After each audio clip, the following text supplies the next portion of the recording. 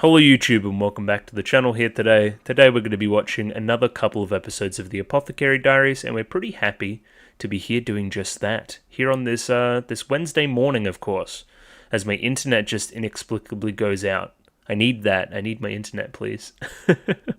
Oh god, the video's off to a disastrous start. But yeah, we're back. We're back for more. Interesting episodes last week, for sure. I'll dive into those YouTube comments here right now and get us started, of course. But yeah, intriguing was the word I used, and I continue to think that there's a lot of things we're juggling, a lot of questions we're asking, a lot of things that I'm trying to remain cognizant of as we continue, which is going to be my challenge, to try to remember all these little tidbits here and there and what they may all mean.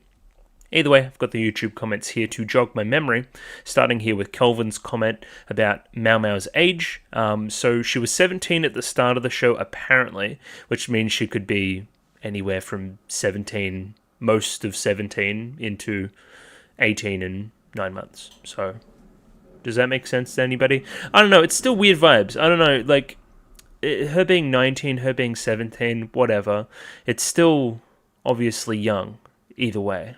So, I don't know about shipping her with somebody like Gao Shun is my point, considering Gao Shun is, like, pretty old. But again, I've struggled with ages with characters last episode as well, as I think Pencil Sharp on the Discord pointed out. I said the Empress Dowager, whatever her name was, whatever the title there was like 35, and then I said the Emperor was in his 30s. That obviously doesn't make any sense, considering, you know, one would need to give birth to the other, and that doesn't line up quite right. So yeah, I'm not off to a good start age-wise. Either way, the aforementioned Pencil Sharp here with their comment, bringing in a little bit of their own personal take, probably having a food allergy, something to that effect, right? And people that don't know about allergies are normally pretty bad about it, let's say. I've gone through a number of things within various aspects of my life. I've done first aid courses and blah, blah, blah, EpiPens and the whatnot. Some a little bit more well-versed there. But, you know, it's not something that affects me personally. It's not something I've ever had to worry about on a personal level. So, again, extra insight there is always, I guess, handy. Yeah, and I guess it was just a minor reaction as well, because I've seen people that go, like, straight up throat clogging, anaphylaxis, crazy, I can't breathe type areas. So it, like, kills them. So at least Lishu's wasn't that bad in this particular case. I'm interested to see how Mau Mau's is. Potentially it is that bad. She, again, in that small flashback we saw, was clutching at the throat. This next paragraph is a little bit more of an extra interpretation on top of what I said last week. Like, yeah, there's all those reasons that Mau Mau switched it, but the main one being, okay, you swapped your meals to bully Lishu, right? Essentially. You could have been drinking this poison instead, and I don't think that you have that level of resistance, that being Lishu's food taster. So, like, I took the poison that you would have taken otherwise. Makes sense? That's, yeah, interesting twist of fate, I would say, and an extra level of why Mau Mau probably feels a certain way about her. There's obviously that reversal as well. Mau Mau is happy to take the poison because she's a weirdo. So, like, thank you for giving me the poison, and I'm thanking you in that regard as well. There's a fair bit going on there. Next comment here from Sal, of course. A big fan of Mau Mau in these episodes. I find it interesting that she didn't tell the full story to Jinchi in order to protect the food taster. Like, yeah, there's extra levels of depth there for the character, I think, where they're making certain decisions. Was it somebody? I think it was somebody in the public comments. They said that watch the Emperor and watch Jinchi, because they're pretty smart, and you can pick up on some stuff early if you watch those characters a little bit more closely. So I'm going to do that as well. But I think Mau Mau is, like, super duper smart. She reads situations, whole situations, very early, figures it out, and then chooses to withhold certain information because she knows the social ramifications of it. Again, she seems like she's in a lot of control right now. Interested to see how that gets tossed on its head when we see somebody equally smart working. We'll see. Also, I don't know if I would call the whole Mau Mau thing last week when she was eating alluring. That's a little bit more of a... That's a strong word, I would say. But, you know, different strokes and all that. Last comment here today from Parnik. And yeah, this is a comparison, I guess. The Apothecary Diaries is very similar to House. Remember the old show from the 2000s, House? So again, I'm not a House enjoyer. I've seen maybe like a couple of episodes across the journey. But I definitely knew the premise. And as soon as you said this, it kind of clicked in my mind. I'm like, oh, I know what you're talking about, but I'll read it out here regardless, right? The main character is a weird genius doctor that has to solve a mystery and do an entire investigation every time someone gets sick to cure them. The solution is often unusual, and the common causes are ruled out. Mao Mao needs to expose some kind of drama each episode that actually led to the sickness, and often hides things from her superiors and acts in her own interest to save the patient. As a bonus, there's an injury on the part of the body that acts as an important character trait. This show is just anime House. I don't disagree. House has it's the leg, right? He's always limping around. And Mao Mao obviously has the whole wrist situation. Anyway, I digress. I think that's a astute observation and comparison. At least humorous. Novel, I would say. And yeah, that's the YouTube comments for this week, of course. If you're a patron, you can access those and comment at me. Again, if you want to. I'll get up that list of patrons as well, and we'll do that shout out, shall we, to the Patreons. As always, $6, you can get the next week's episodes 1 week early, of course. Many people have done this, up to and including Annie Gregg, Mickey Babbers, Trails++, Anders Harlan, Backslash, Bobbin, Chobo Ribby, Domobot, Ed, Emily A, Fancy Question Mark, Fleur Nightingale, Fried Rice, Fruit, Gloriana Tenebrae, Glyke, Gus N, Heath, Hex, Ika, Jaakko Javanen, Joran, Kelvin, Clem, Nosta, Lou, Mish, Mistake L. Chen, Nelu, Nick, Parnik, Pencil Sharp 333, Pseudonym Van Dyke, Ronlad BNK, Saint Lily, Sal, Sam1373, Skeleton, Surrogate Corpse, Without a Net, Zahn Echo, Zach, Binshi, Hans Peter, Marsh, Aiden O'Brien, Sinarin, Funny Fat Guy, and Ramen Boy. Thank you to all those people for giving me money. I like money. As I said last week, Mao Mao is out. First day at the feds, Mao Mao edition, of course. She's out of prison. No, she's out of the rear palace for 3 days, and she's seen her family. A few things have happened or are going to implied to be happening. Is that one, we have Lihaku. He's out here doing his thing at Verdigris house. I think we imply from the preview something is going to happen there at Verdigris house, so keeping an eye on it, of course.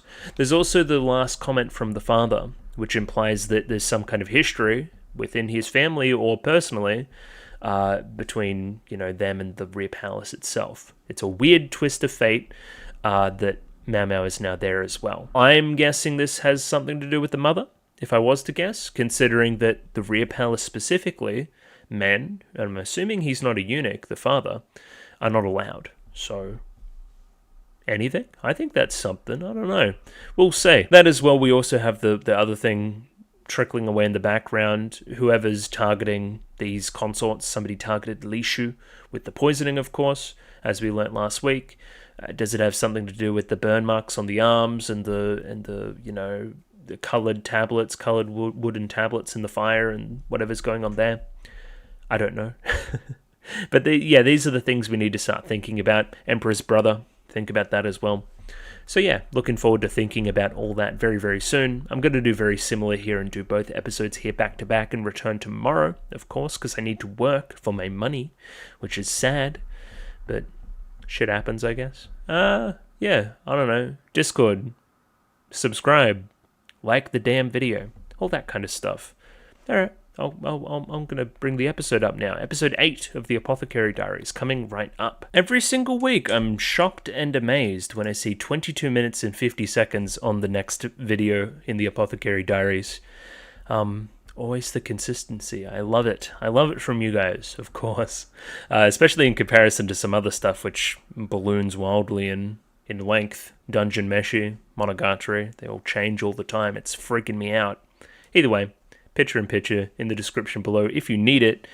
If not, then it's the subs please version. Should be very, very similar to everything else that's available. Somebody also mentioned MTBB, but I think it only goes to episode 12, so I might as well just keep with what I'm doing, I think. I think that's probably wisest. Maybe give it one go to get that translation of the opening and so forth, and ED. Anyway, I'm rambling early. Let's give this a 3, 2, 1 and jump right in. Radio? 3, 2, 1, go. Straight into that opening, of course. Yeah, I already did a lot of my preamble stuff about what I think's going to happen just before as well. I think there's going to be some kind of mystery at the Verdigris house. Is Lihaku going to be implicated? That may be a thing. There's also there's a young girl character, probably meant to reflect a younger Mau Mau, if I'm going to be honest. Again, this is all stuff that I've picked up from the preview last week, which I thought was intensely interesting.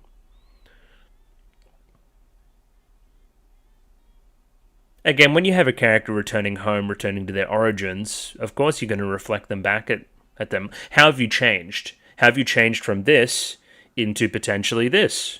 You know what I mean? Like, that's clearly what we're getting at a metaphorical level. How has your experience in the show thus far changed you? Has it changed you?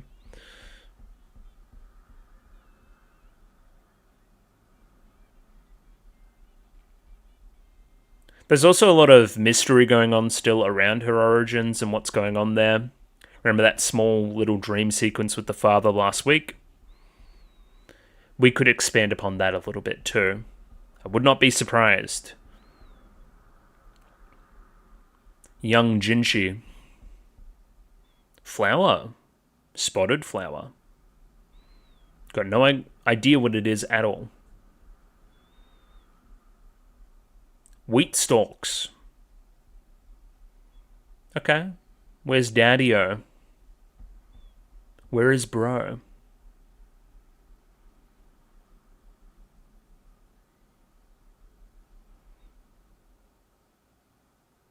Sticky? He is. I found him.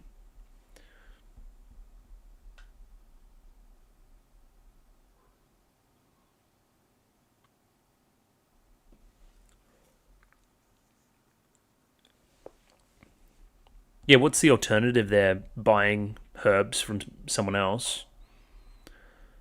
Hello? Hello, girl?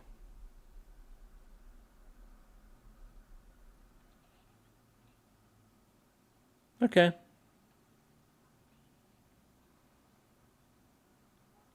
Okay.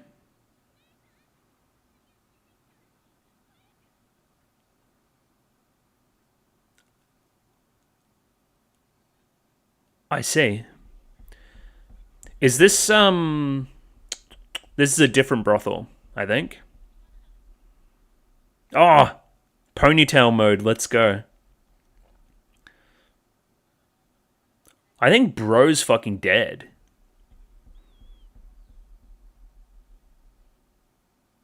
Oh, look at her work. Yo.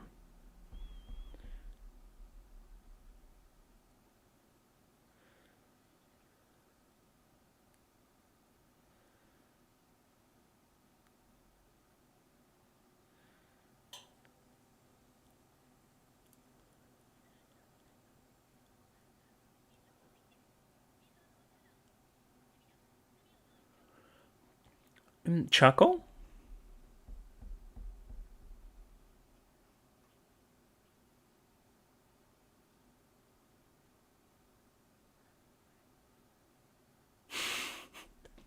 Gargle in the mouth. Are they?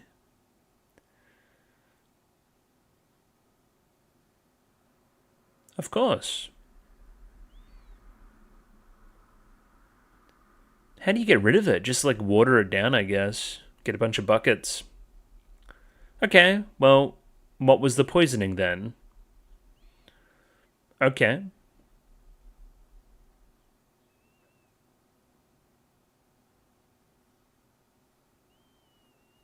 Okay, probably in the alcohol then.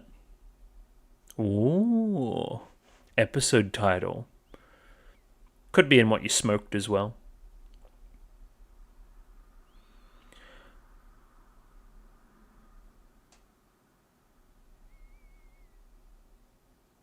What are you... Oh, you're writing a message.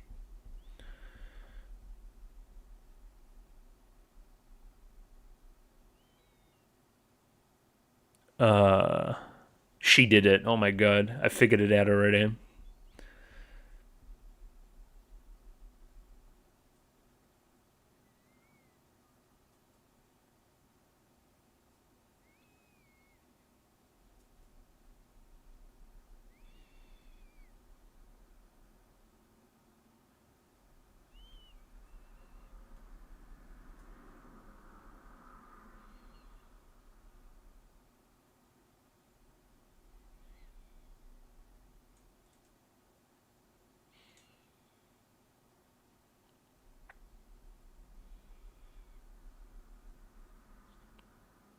Oh, time to impress him. The master.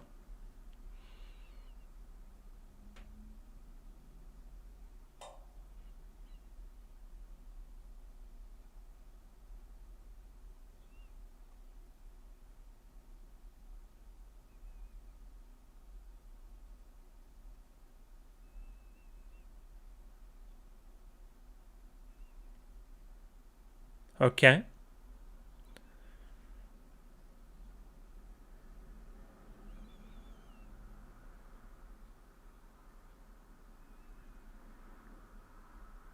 Okay, I missed that too. If it makes you feel any better.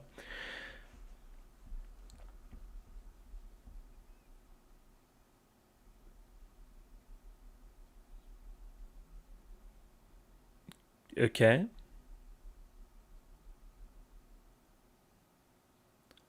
Like a straw.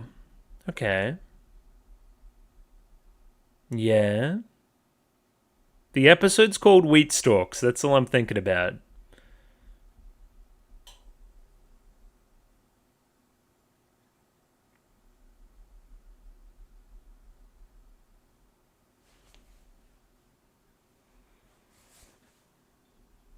No, no, no, no, no, no, no.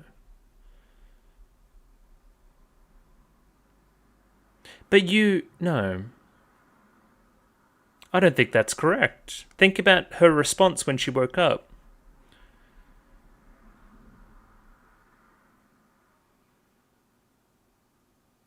I don't think it's a double suicide.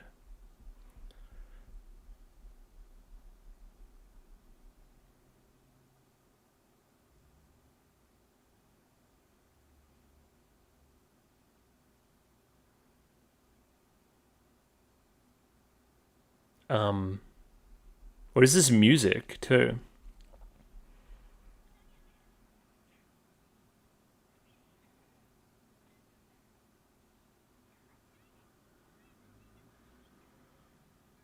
Why did you come get me then?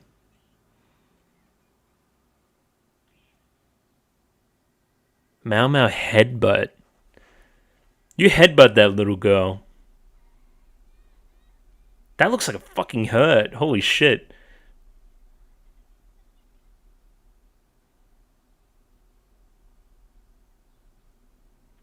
Yeah, let's get some more context. Because maybe you brought the apothecary, that being the little girl here, because you wanted to save the courtesan.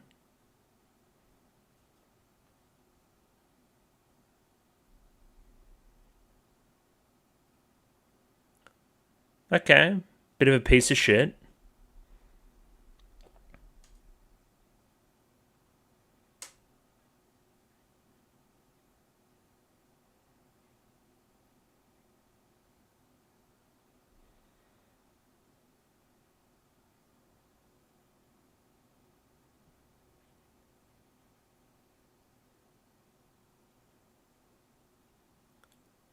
I see.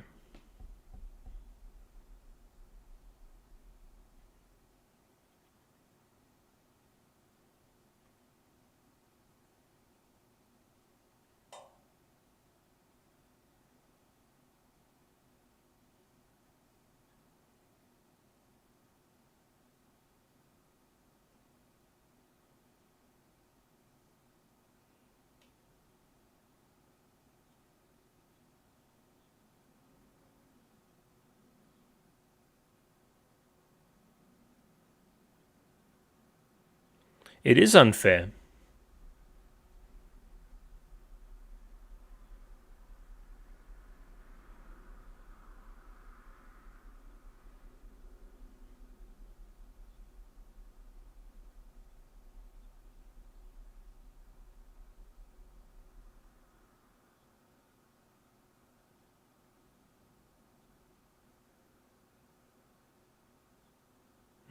Okay, I see.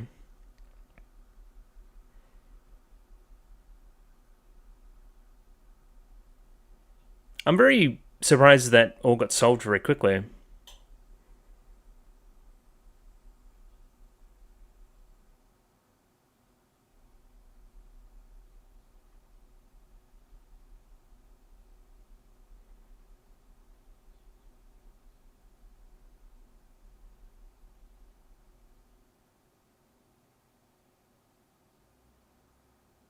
Yeah, that's a big question mark for me too, actually.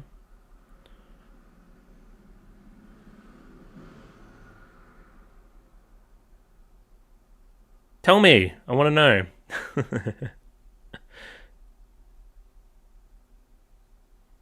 Investigation time.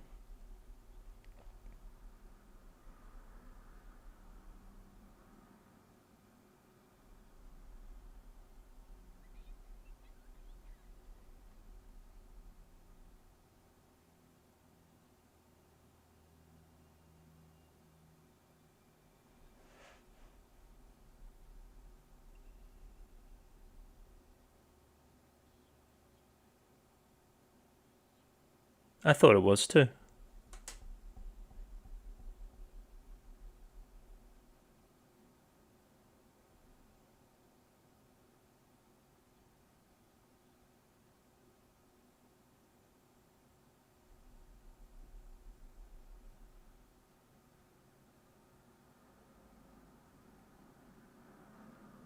Damn, we're just gonna leave it like that then.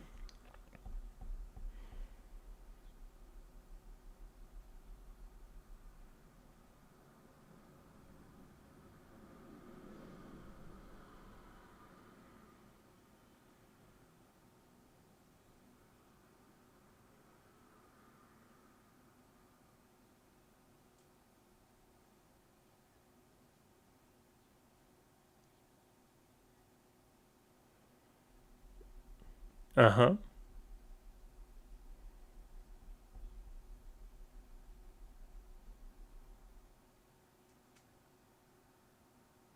Oh, using density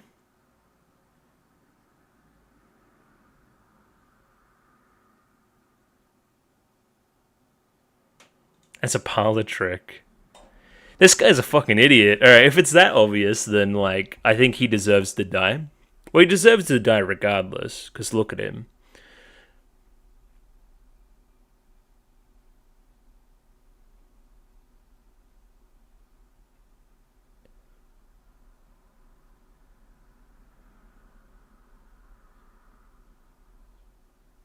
Yeah, because there was,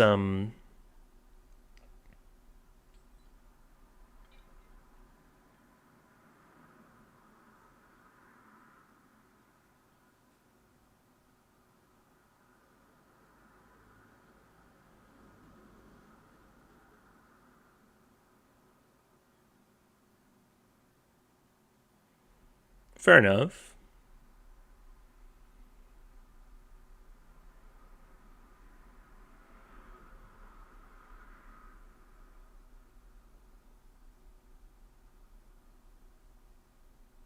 Time to murder.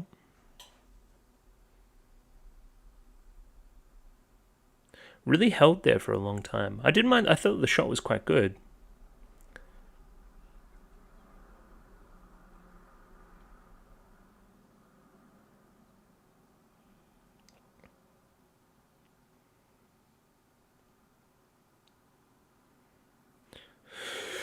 Oh, I need to.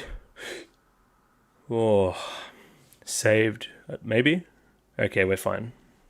I hate sneezing.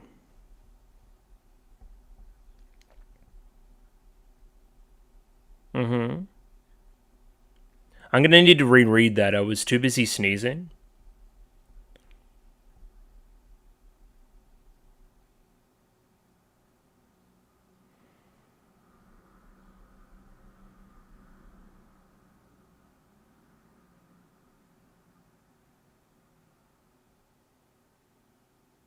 But she can't stop meow-meowing all over the place.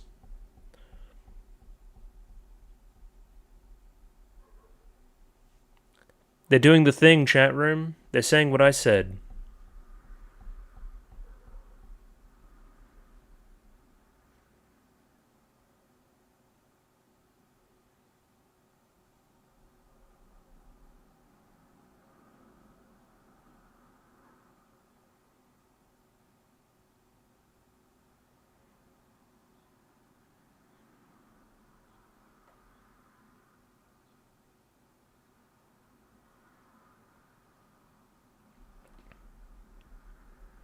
Yeah, but, wanting to stay out of things but getting pulled into them anyway. Hello.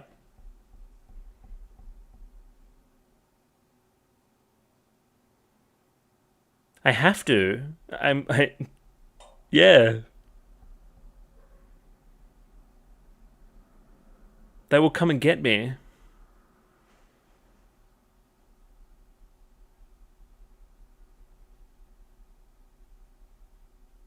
She has to keep up appearances.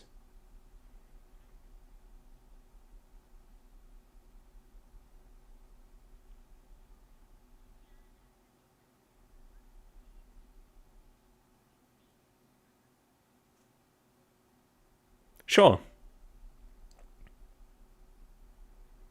What the hell is the annex?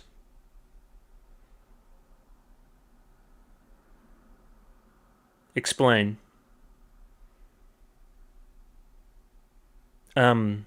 What was that? I kind of want to go back. Anyway, we'll rewatch.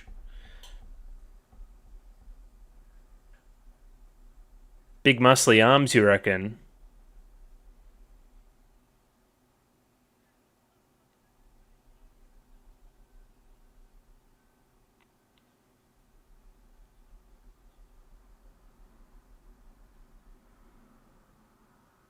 Ugh.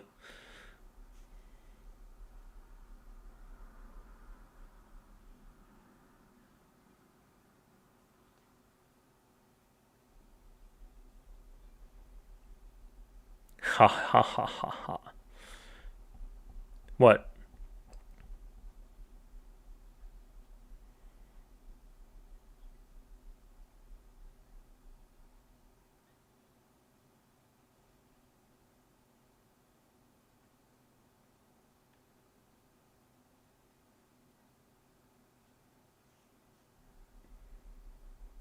Is he just butthurt? I think so. Yeah, I'm with you, buddy. I'm with you. The misunderstandings. Oh no, maybe it's a little bit more attached to something else more pressing.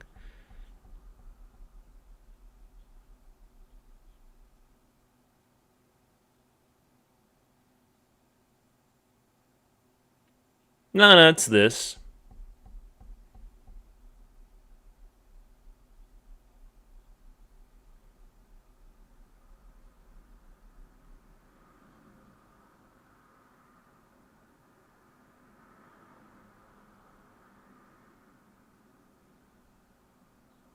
He investigated.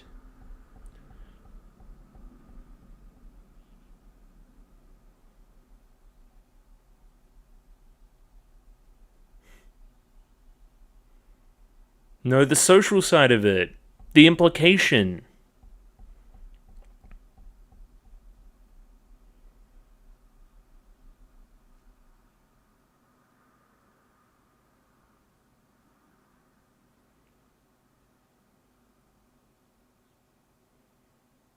I didn't think you'd be interested in a brothel. Well, rely on him as well as the other implication.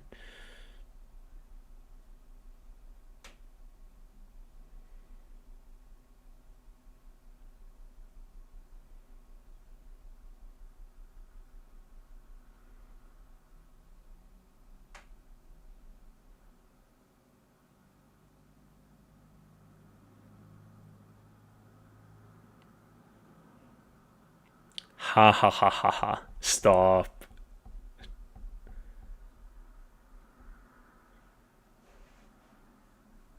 You know what you're doing. Stirring the pot.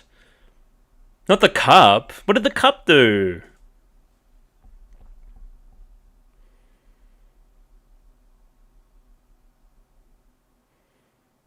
Funny. Good stuff.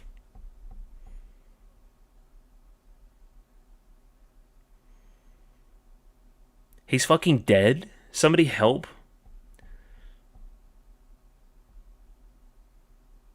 Yeah, good. Okay, you hurt. Yeah, great. Or, yeah. Love that. Tell him the truth.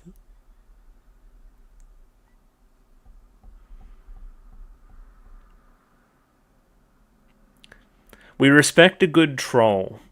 And that's what Mau Mau did this episode. Bit of a weird one. I feel like we jumped out of that whole situation with the courtesan and the poisoning there very quickly. I felt like we learnt information too quickly. We didn't get kind of attached to the characters in a way that I really appreciated. It felt like they were telling me the story instead of letting the story unfold, I think. So a weaker entry there from a mystery point of view, I think. I don't think we're even given the pieces in an efficient enough way for me to even try to uncover stuff before it just kind of happened. Because I really feel like the mystery stopped around this portion of the episode. So you only really have 14 minutes or so to set up something and then pay off everything and close loop, which I don't think fits very well. Even in the past,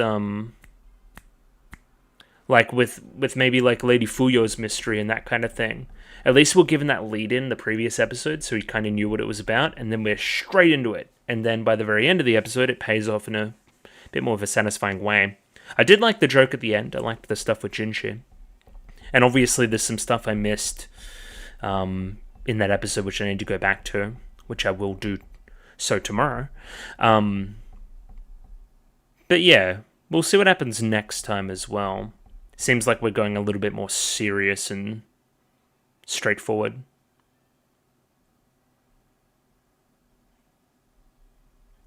Huh. Okay, good point, show. Maybe that mystery outside of the palace, outside of the rear palace that we did just then, is maybe going to reflect something in the future. Was it a suicide or was it a murder? And that may be the reflection there. And again, like, we're going to equate the rear palace and the pleasure district. And what's the real difference there? Okay, that's a little bit smarter. I'm happy I watched that preview. Now I kind of, yeah. This episode, in tandem with the next one, was probably, again, a pretty good duo, right? They're going to reflect each other, I feel. Interesting. Okay, let me get up episode 9. We'll do that then. Rightio. Episode 9 of the Apothecary Diaries, up there ready to go. 22 minutes and 50 seconds on this one, so sync up accordingly with your own copy. I'm using the subs please version, and there should be a picture-in-picture version as well in the description below. I'm going to give it a 3, 2, 1 and jump right in. Radio, 3, 2, 1, go. I am recording, which is always good.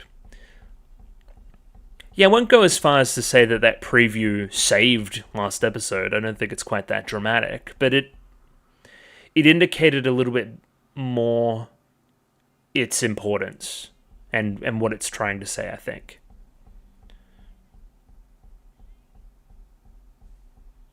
Of course, the ethical angle of like, okay, well, this guy's obviously a scumbag, so why not just let them murder him?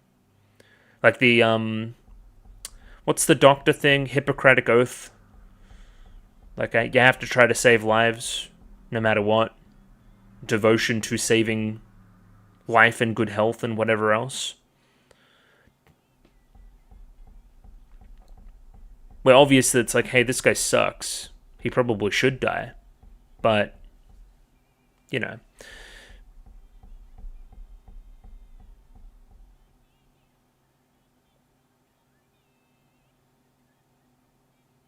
Of course, all those themes about, like, okay, should I let this go or should I let... Like, there's probably going to be a scumbag guy here that's going to get murdered. or somebody else will get murdered, and then, or like it looks like a suicide. There's like some scumbag guy, and it's like, should we save the guy? Should we come out with this information? And it's more pressing because it's the rear palace. That's what I think, anyway. Don't know if that made any sense, but wouldn't be the first time. Suicide or murder? Hello, character. Drinking at the pot. That was a clear liquid. That is straight booze.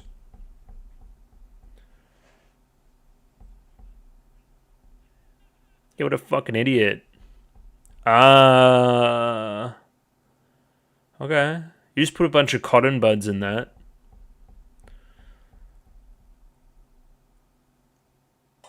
You look like Jinshi. What the fuck?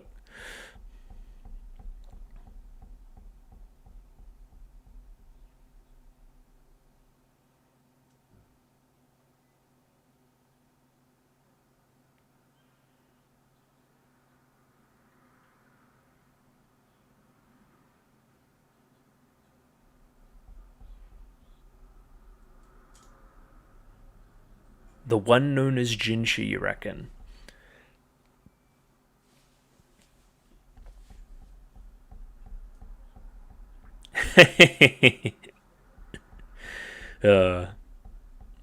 Yes.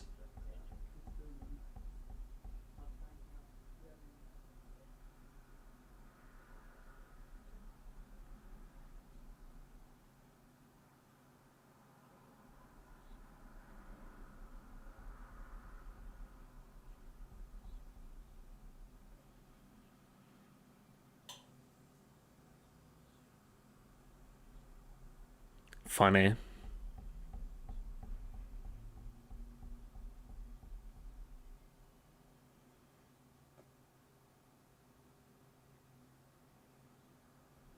What is it?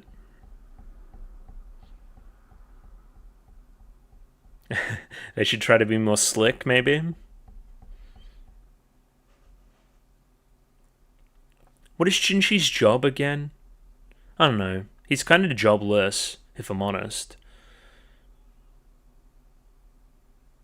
There was a poisoning.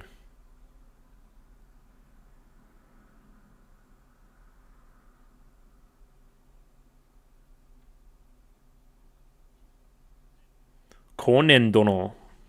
Important.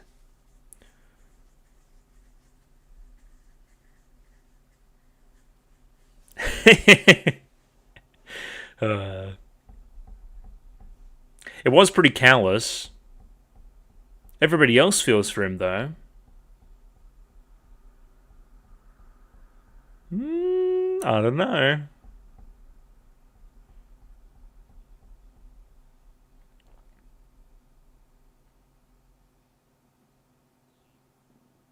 I need to, like, see him.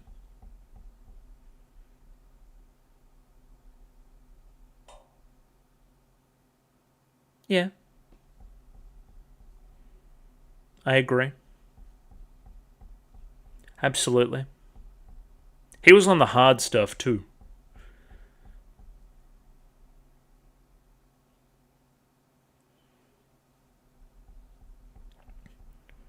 50's old for back then, but it's not old for now. Cornen. Was he a barbarian?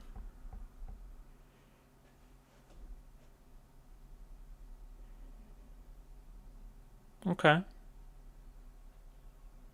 Yeah, calm down.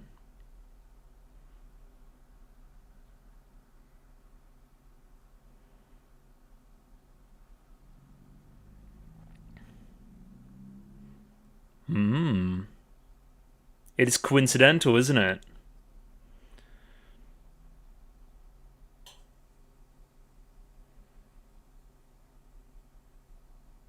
Yeah, this again.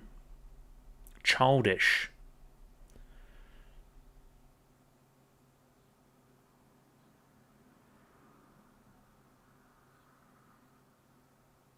What?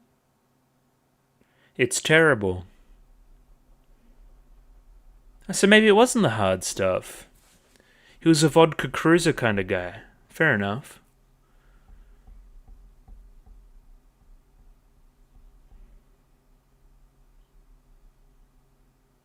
He changed.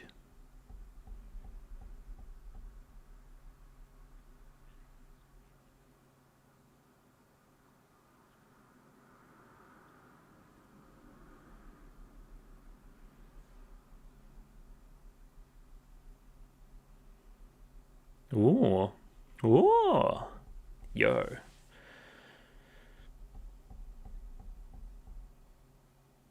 No, it's not. We're not trying to feed you.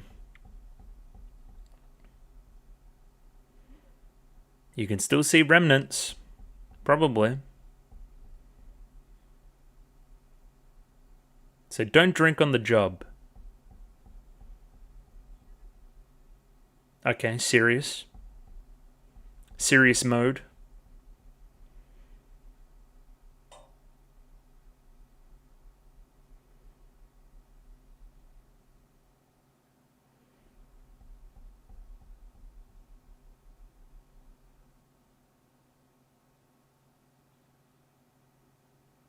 What did you know? There's clearly some kind of residue. Nope. Or maybe it is.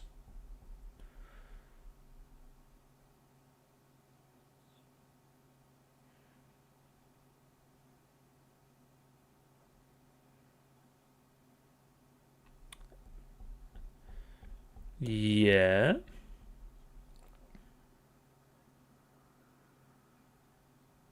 It's a lot of salt. That's a lot of salt.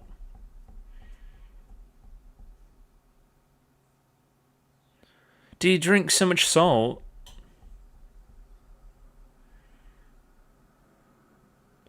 Okay, so it was poisoned with salt?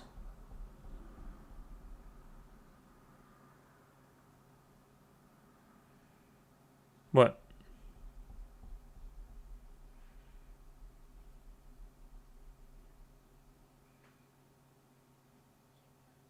That's really random. Yeah, it's kind of like an allergy, no? It's a thing that's specific to somebody that poisons them.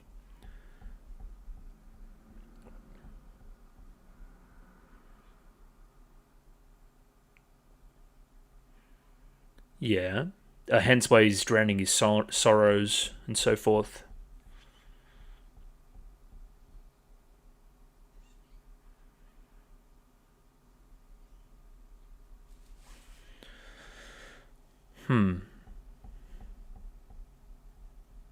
I've never heard of this, but sure.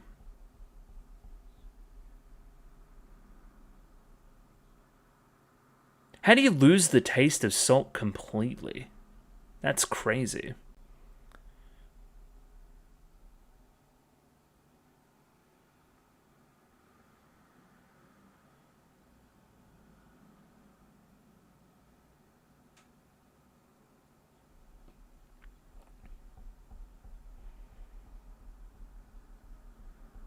I don't like this guy. Let's fucking murder him. Hell yeah.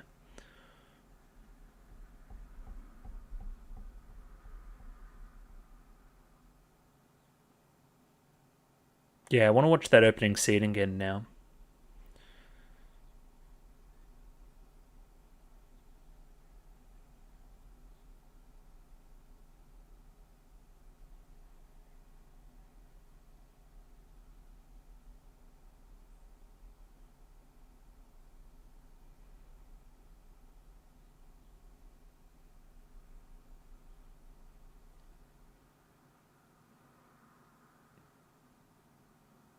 Yeah, okay, yeah. So you actually cared. Like, quite a bit. Look at the eyelashes on him. Jesus Christ. Little love heart there, too, in the shadow. What?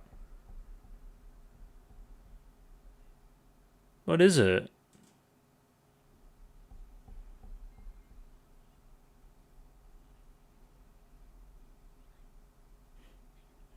Keep it in the brown paper bag. What? You gonna be a weirdo?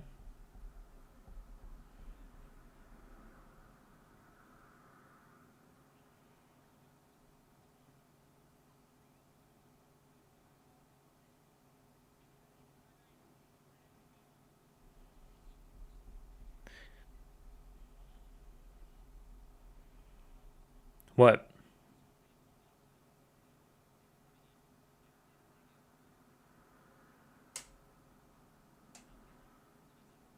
No!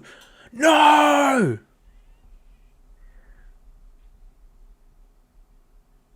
I'll do anything.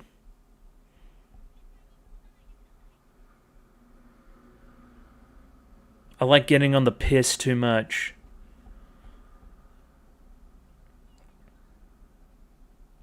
And then yeah, the immediate Jinchi summer there. Looks like he's watching. Looks like he's watching a television there. What was that?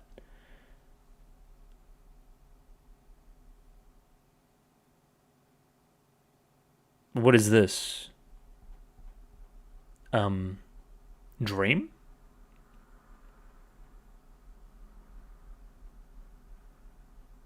Is that Mau Mau? If it's Mau Mau, it's a dream, I think. I don't think it's Mau Mau. No, it was real.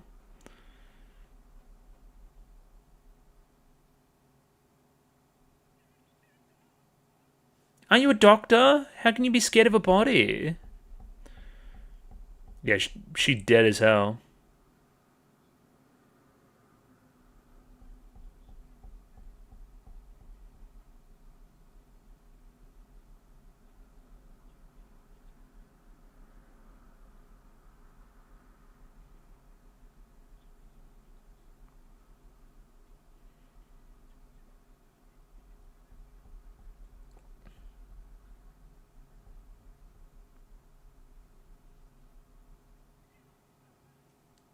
He's fruity as.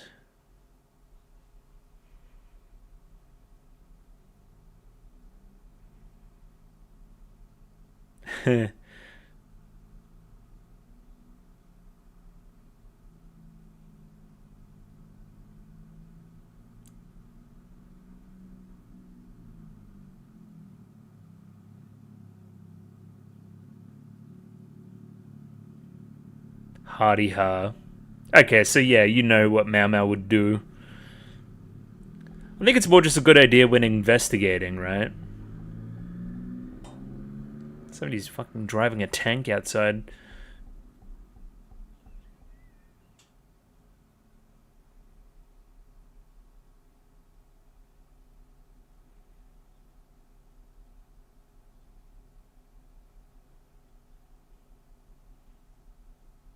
Fingers all red is interesting. No, I guess it's a cold thing, you're right.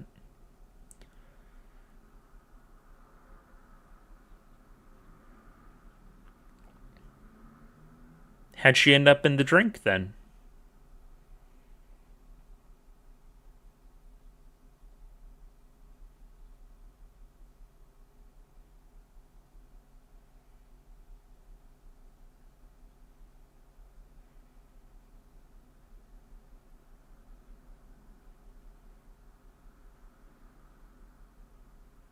How'd Fuyo get up there then? Anyway.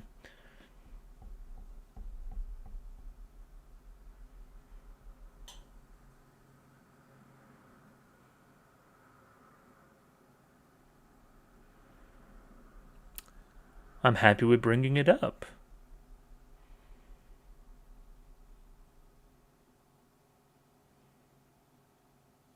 Yes, yeah. Okay, we're bringing it up.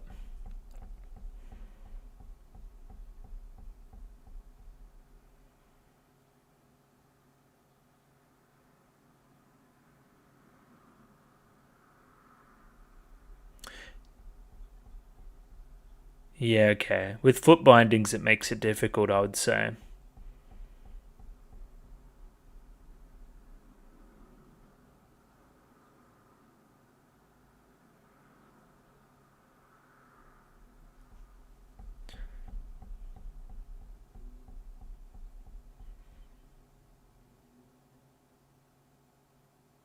Hence the fingers?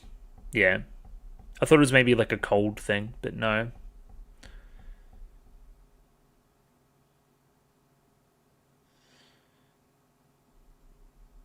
Reminds me of the previous episode.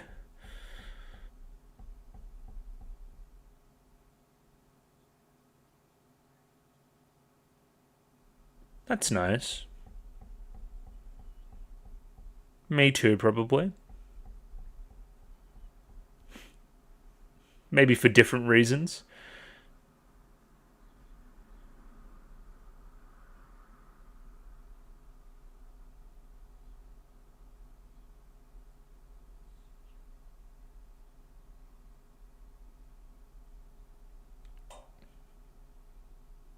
Yeah.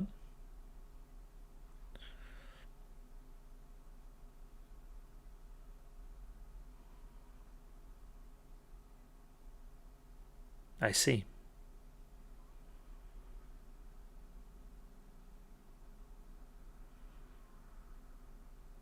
Yeah, but who murdered the girl? I'm happy you're waxing lyrical about all that, but, you know. Bit of focus. Oh, 3D bush. Let's go. Insert song.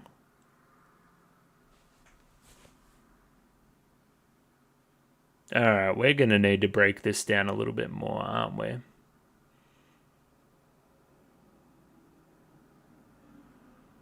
Yeah, no, this is just montage footage. Never mind.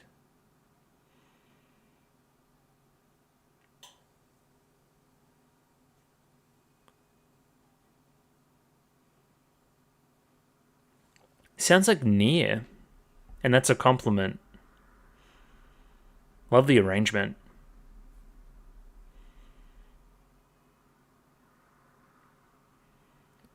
Yeah, just have her like singing like chaos language stuff, and then that's like a near thing. Yeah, cool. Yes.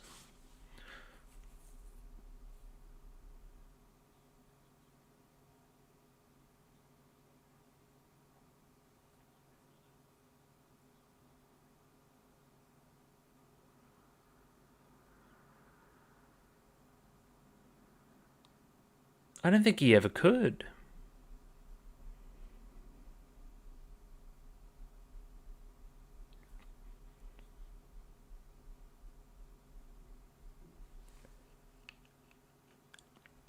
But we're bringing it up because it may be a possibility. That's interesting.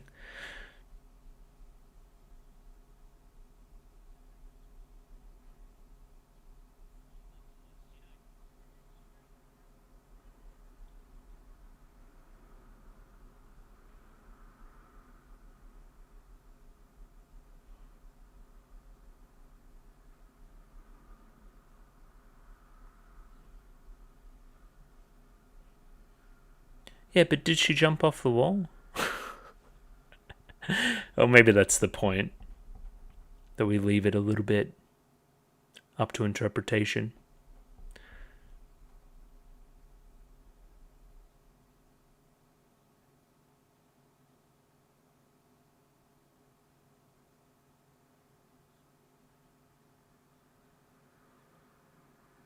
I see.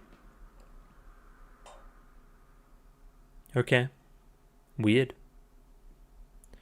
She was at the garden party.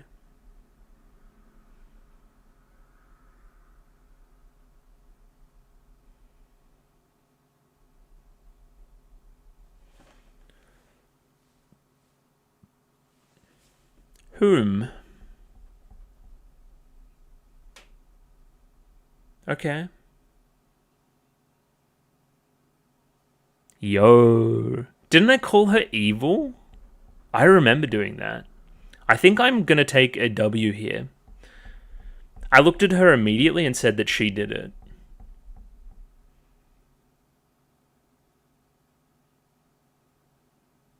Sure. Again, yeah, I've implied that it's coming from that camp, whatever's going on, right? If it was targeting Lishu as well, specifically. Anyway, Another really weird episode. We're rushing through things a little bit, but I guess that's kind of the point. Like, we're meant to be like, these are meant to be quick ones in succession to tell us certain lessons and make us aware of certain concepts before moving into other things. Because I would say arguably we had like 3 or 4 stories across these 2 episodes, which I think is too many. It's too many to make a satisfying mystery with an actual element and blah blah blah blah blah. For the last one there with the servant who jumped off the wall, that's clearly not the point. It's meant to be more relevant to Mao Mao and what she's thinking about at that time. Fair enough. I don't know what we're trying to say with the corn end stuff. Not really. I don't really know what to make of that at all. Of course, there's some stuff working in the background too that I'm cognizant of. Clearly. And yeah, the episode 8 stuff was still a little bit... It sits weird for me, I'm going to be honest. What about next week? What have we got on the agenda? Honey? That looked great. We're going to go see Li Shu. Gotcha. Interesting. I feel like this had been a long time coming, going and actually talking to these other characters as well, the other consorts. So... yeah, we'll do that tomorrow. Oh, we'll do that next week, actually. We'll come back and look at these 2 episodes again tomorrow. And yeah, hopefully I can find something a little bit more tangible with them. They seemed a little bit all over the place, if I'm going to be completely honest. Probably not up to the level of the previous episodes, in my opinion. Yeah, didn't do a lot to continue the intrigue from 6 and 7, in my opinion. Anyway, whatever. We'll have another look tomorrow, and we'll think about it again. And sometimes a fresh set of eyes reveals new things. It pretty much always happens, actually, so... again, fingers crossed. I'll catch you tomorrow. I'll see you then. Thanks for watching thus far, I guess. Alright, see you tomorrow. And we're back. It's the next day. We're here to have another look at episodes 8 and 9 of the Apothecary Diaries here, of course, as I slightly adjust my mic. That should be better. I don't know what to make of these 2. I really, really don't. I hesitate to call them bad. I don't think they're bad. But I think that, again, I need to have a relook and rethink about the 2 episodes with the expectations of what they actually are now. Take them on their own merits instead of what I thought was going to happen, right? But now I still hold with my theory in the ED that I think it's all a little bit too quick for me to get invested in any of it. But again, it's less important for the various characters involved in these specific stories, like, say, the servant girl in the starting part, or Conan, or the girl that committed suicide, or whatever else, right?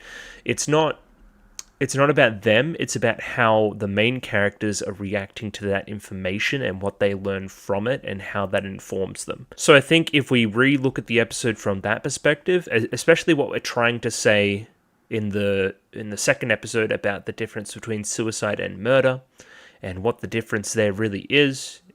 Does somebody just commit suicide off whim? Or is there always somebody behind it? Is there always an underlying reason there? Is that part of what we're getting at, I think? I think re-looking at the episodes, reanalyzing, having another squiz, it isn't a bad thing. The last time this happened with the show was episode 3 as well, where I was kind of like, that's a little bit weird. And then I went back and looked at it, and it's one of my favorite episodes thus far. So, yeah, I mean, hopefully that happens here. Some structural issues coming through, in my opinion. But again, that could just be the way I'm watching it. Of course, the ending of the 9th episode, the very end there, it makes me want to go see what the main plot is now doing, now that we have a pretty good idea of who is responsible for the bigger plot that's going on, right? It's out of Arduo's camp, supposedly. With her knowledge or without her knowledge, we haven't really spent much time with her. That seems like a next episode thing. We will have a look there. But, yeah, that's what I'm more interested in. This seemed very side story-y. But again, may show its brilliance, its importance later on. We'll say. I wish I knew flowers, because this is a very evocative first shot here. Some kind of flower with a spotted pattern. It almost looks kind of sickly, like it in itself is poison, something like that. It seems...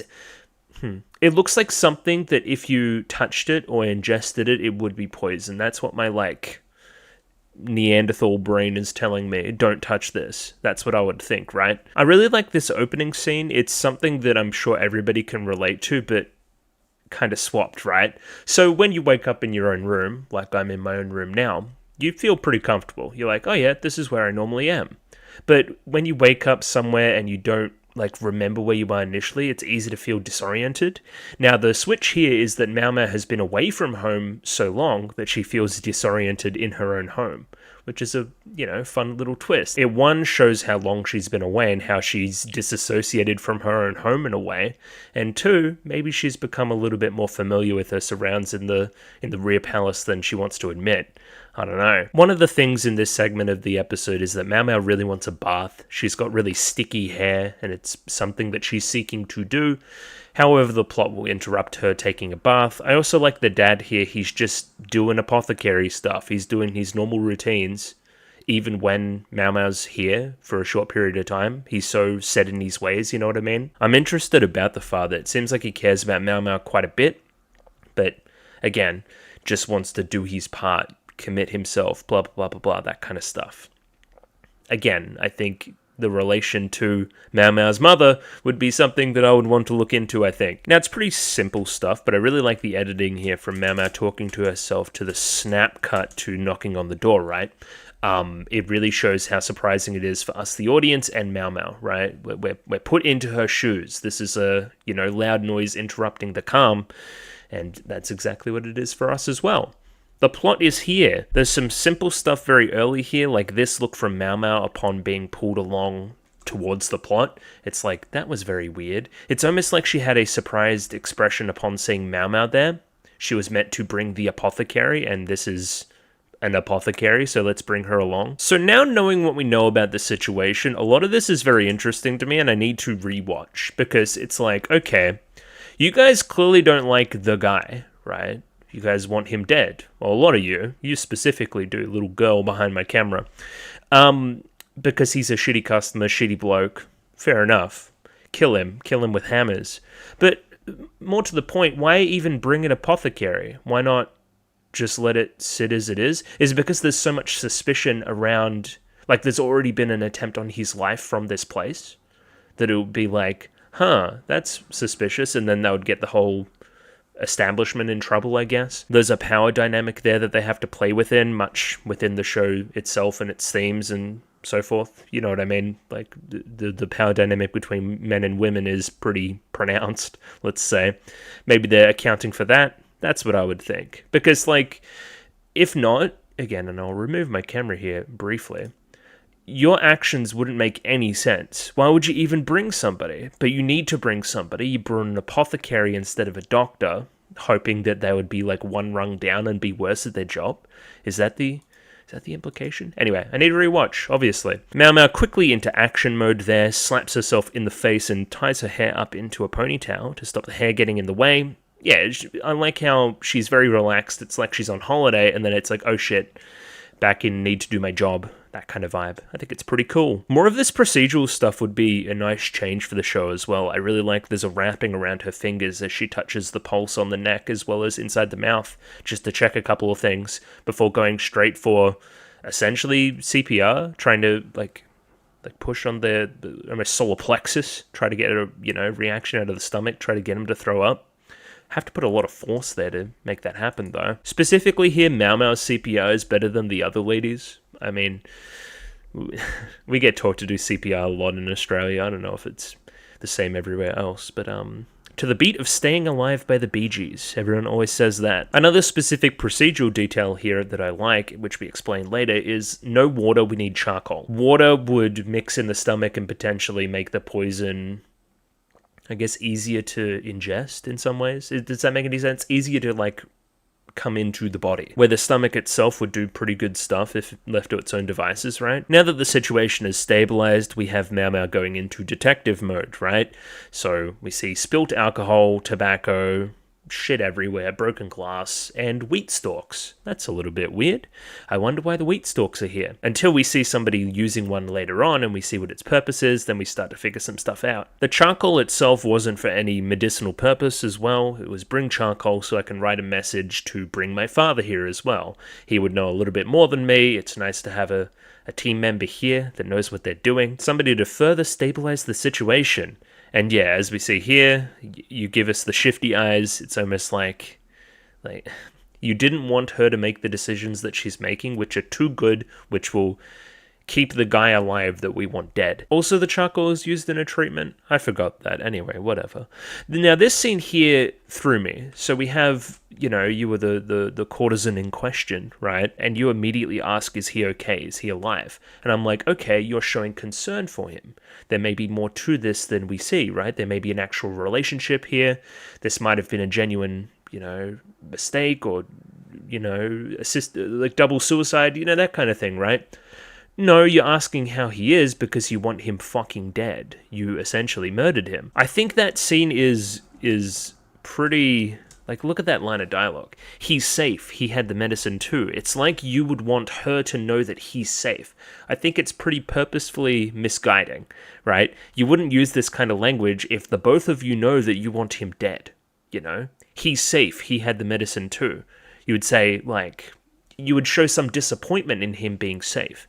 It's meant to, again, lead the audience astray a little bit, I think. Either way, here we have Mau Mau and her father working things out. He's pretty good at this kind of thing. It's probably who Mau Mau learnt most of their skills off of, right? Mau Mau learnt most of her skills off of her father. He's the master. He's going to test me. And I think it's really cute that Mau Mau's like, okay, it's my opportunity to prove myself and show myself off and that kind of thing. Because he's already figured it out. I know that he's brilliant, right? And she goes into explaining mode. Explain what you think might happen or might have happened. Initially, Mau Mau gravitates towards the tobacco itself. It can be a poison if, ingested in certain ways, right? I'm not a tobacco guy. I'm pretty sure that's not surprising. So I don't know how any of this shit works, but you're supposed to smoke it, right? You smoke tobacco. You don't eat it. Eating it would be bad. However, the father noticed something pretty early. Nobody ingested any tobacco here. It wasn't any double suicide from that way because there's no leaves in the vomit, right? So they were using tobacco for the traditional purpose of tobacco. You could almost call it somewhat of a red herring in that regard. So that means there must be another poison. So if it is a double suicide, like we are thinking right now, there would need to be some other poison present that was already in the liquid, probably the alcohol. We notice here that we have the head lady of this particular establishment drinking out of a straw using the wheat stalk, right? To not ruin the lipstick. That's one of the main purposes there. She's also serving us the really, really good snacks, the ones that would be reserved for important customers. Another couple of things here for the mystery too. We notice that this lady in particular is pretty disappointed in this interaction, how it played out, but to keep up appearances, she gave essentially hush money in a reward to the apothecaries, right? It's a lot of money. The dad initially refuses, but Mau Mau gets him to take the money. All this information gets Mau Mau to continue to think, and this is one of the main things about Mau Mau is that she's always ticking away, right? She doesn't want to base things off of conjecture, as she says multiple times in this little story, but she can't help herself. She has an inquisitive mind. She just figures shit out like that, right? So she gets to thinking her initial theory about the double suicide, right? Well, it's not uncommon in the pleasure district. You have a guy that's down on his luck. You have a woman that has too much time left on her term. They decide to take their own lives. Cool. This guy in particular was handsome, and he wore good clothes and stuff. He would be able to, buy stuff. He seems like he's pretty well off. It doesn't seem like he would be a guy wanting to kill himself. Upon thinking about this and that this guy may not want to take his own life, she notices the young servant girl out of the corner of her eye. Upon checking on what she's doing, we see that she's brandished a knife and is trying to kill the guy, to which she basically gives the game away. Don't stop me, this guy deserves to die. You've brandished a weapon to the guy and now I'm gonna headbutt you. Because I'm sure he sucks, right? But, like, I can't let you do this. I can't let you murder. And I'm sure once we learn more about Mao Mao and her, I guess, early years and so forth, this is going to reflect you somewhat. This is going to be a little bit more of a powerful scene. Otherwise, I don't know why this exists. Why have a young servant girl? Just so you have somebody that's a little bit more brash and emotional that can make decisions like this and so forth. I thought, of course, it was going to reflect Mao Mao, who's another character that was a young servant girl at a brothel. Wouldn't that make sense? Again, I'm not seeing the connection initially, but again, we don't know that much about Mao Mao and her past to be able to make the connections, I think. So maybe, again, this episode becomes better upon retrospect, right? It's the same flower again on the windowsill as we have one of the other courtesans take us aside and see what happened and need to explain some information. Again, I would love to know a little bit more about this particular flower, as I don't know what it is. Again, looks very poisonous. We get some initial information here that I've already alluded to. This guy fucking sucks. He would essentially lead women on and say that, oh yeah, I'm going to buy you out, I'm going to, make sure you have a good life and you won't be in the brothel anymore and that kind of thing. The whole time, again, sweet-talking her, partaking, if you know what I mean, and then cancelling at the last minute. It's a pretty sucky thing to do. But again, when you're in the absolute position of power that this guy is, you can do things like that if you want to. Again, this guy sucks. He should... If I had my way, he would die, but he probably shouldn't, if we're being real. So again, he can't help himself. He keeps coming back to this brothel, even though they try to stab him and poison him and stuff, right? But he gets whatever he wants, he has rich parents, whatever, so he gets guards to come with him whenever he comes to the brothel, right? The little servant girl here, her particular motivation is that her big sister got led on by this guy as well, so she's got a personal emotional stake there as well. Mama also brings up a good point here. If he's a problem customer and continues to be a problem customer, just ban him. But no, the courtesan that did the poisoning this time, right, that essentially murdered the guy or tried to, she fell in love with him essentially, right? So, of course, that would bring him in, right? They're probably on their last tether about to ban him, and then it's like, no, I actually love him, blah, blah, blah, blah, blah. In reality, it's a plan to get close to him and kill him. So I'm getting the vibe a little bit more now. Like, not everybody wants him dead. They all don't like him. They would all like him dead, but none of them are going to try to kill him. And in reality, a double suicide on the premises would be bad for everybody. But again, younger, brasher, more emotional, I guess... like more sensitive to injustice, and it's like, okay, this guy deserves to die, so that feels unfair when he is revived, so I must take matters into my own hands. But again, like, that's so quick. It's like discovering this information to walking away from the premises in like 2 minutes. It's too much for me. It's too much. Oh, and I finally get that as well. So when the little girl came in that disappointment, right?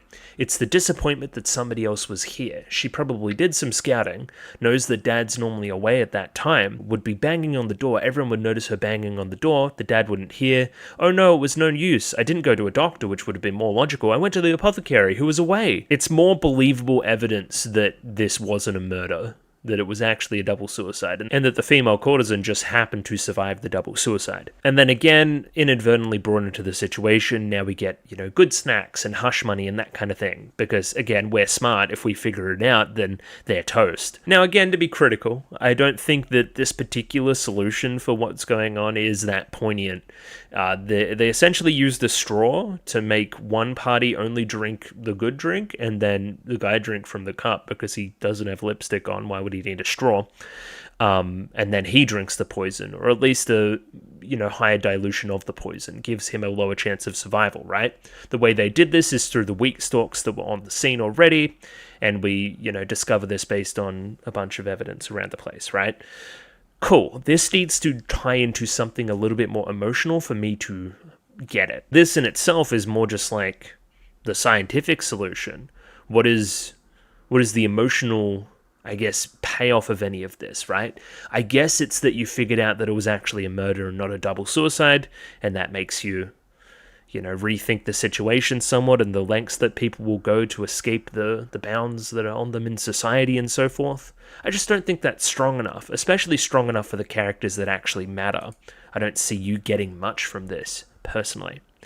Again, it's a neat science experiment, but Again, just all very quick. I don't know. Now watching it, I do like the shot though, and the coloration in the back, the film grain, kind of Mau thinking back on certain things. I think it's pretty well constructed.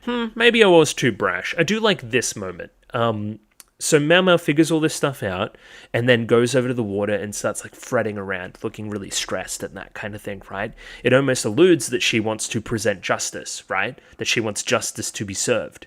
Now, this reflects the little girl back at her, right? Somebody that is a little bit more wide-eyed, youthful in this scene, right? Wanting the truth to be out there, wanting the injustice to be punished, and so forth, right? She doesn't care that the customer in question might suck and that the courtesans might be right. She wanted the truth to be out there no matter what. And again, it's already over. Dad, the wiser head, saying that, hey, don't get yourself involved in this stuff. It only leads to disaster. Just stick your head in the ground, that kind of vibe, right? Maybe that's where you've learnt a lot of this from. And again, I think both that little girl at the brothel and Mau here kind of reflecting each other in this regard, figuring things out beforehand and not thinking things through fully with the full societal context. That's something. I like that. That's pretty good. Also, is this guy a fucking idiot? If I saw any kind of drink, especially after being poisoned in the past, that had 2 different levels on it, I'd be like, what the fuck are you trying to do? Anyway, he thought it was a cute parlor trick. He didn't understand science, which I guess is fair enough. Maybe there's a little bit in her drinking just a little bit of the poison as well. And again, tying that into our poisonous thematic stuff that we have in the show overall. Give him all of the poison, give myself only some. Almost like tainting my soul based on this murder that I've committed. Something in that, I think. Yeah, sure. But if I have to squint, is it like... I don't know. We end this segment almost on this really long shot of this character, the one that tried to poison the guy, looking at the windowsill. I really like the framing, because this in the foreground, I guess. It's almost like she's imprisoned by her position, right? Kind of striking right through her body, like separating her. She doesn't look free in this particular frame construction, I wouldn't say, right? She made an attempt, the window is open, she could get out, but she couldn't quite make it, right? And as a matter of fact, continues to be imprisoned by this guy, society, customs, so forth. I think we hold on this shot specifically for quite a length of time, and I think that's effective. To further emphasize this, we see 2 birds flying away in the sky that she's reflecting upon, right? Again, I could be free, I couldn't be trapped in this situation, maybe musing on a future that could have been. Again, that's pretty neat, right? Servant girl, apparently she acted strangely, let's investigate. Hang on, is the implication that... Hang on, the servant girl's sister is dead? Okay, what? Did she kill herself in the wake of what happened? And then it's like, okay, he deserves to die because he murdered my sister in tow. He's the one that caused her to want to commit suicide. Now that's cool. That's the connection I'm looking for the next episode, right? Which is something that we can justify about the girl that jumped off into the water. Like, what's the difference here between a murder in this regard that we've committed through this double suicide on this guy, or tried to commit this murder, and the murder, metaphorically, that the guy has committed on the sister, trusting her the world, taking it out from under her, again, causing her to kill herself, essentially. That's kind of brilliant. I like that angle, I really do. We start to try to figure some more stuff out here, but I think it's only implications. It's almost as if the servant girl knew that this girl in this particular case would survive. That's why she didn't actually go and get the doctor, went and got the apothecary, knew that she would be okay, right? Am I overthinking this? In addition, you have the other courtesan who was sympathetic to the servant girl, as well as the very generous madam. Once I start doubting, it all falls apart. Could they all be? And then walks away. I shouldn't speak based on conjecture. I think the implication here is that everybody was in on it, right? And that we were the ones that spoiled the party. That it was all a group murder. Everyone was trying to murder this guy. That's why everybody looks so disappointed. Anyway, that's my read. I feel like it would work way better in a novel format. This is one of the ones that really shines in that regard, I think. Just, yeah, too much, too quick.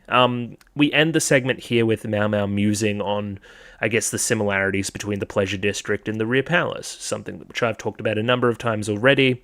Both a garden and a cage, the stale, trapped air poisons everyone, and then they all drink the poison, and so forth, right? The themes of the show reflected back at us.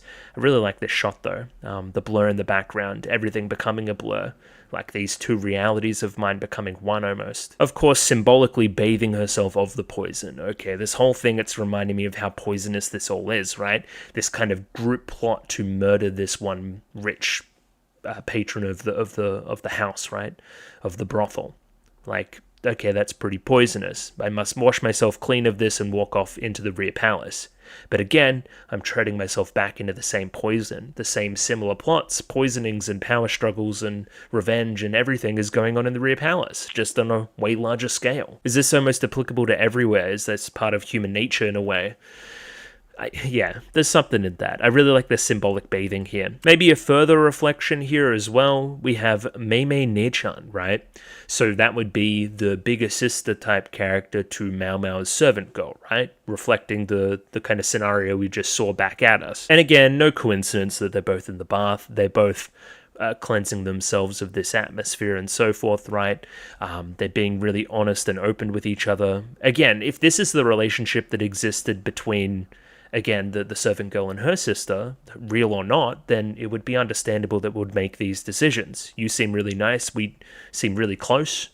Maybe I would make these kind of decisions for you. I can see a lot of myself in a situation that just went down. Again, us as a house, Verdigris house, we're really close. Pyrin really missed you. The old lady, she really missed you as well. Even though she punched you in the stomach, she asked about you all the time. Again, if our house is really close, the house in this episode where the murder took place, they're probably really close to.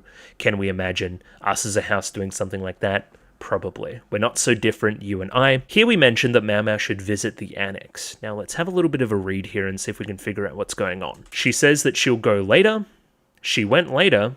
And this is where she was. She was hiding in the corner in the dark as there's this lady here who looks in a pretty bad way, is just like sitting.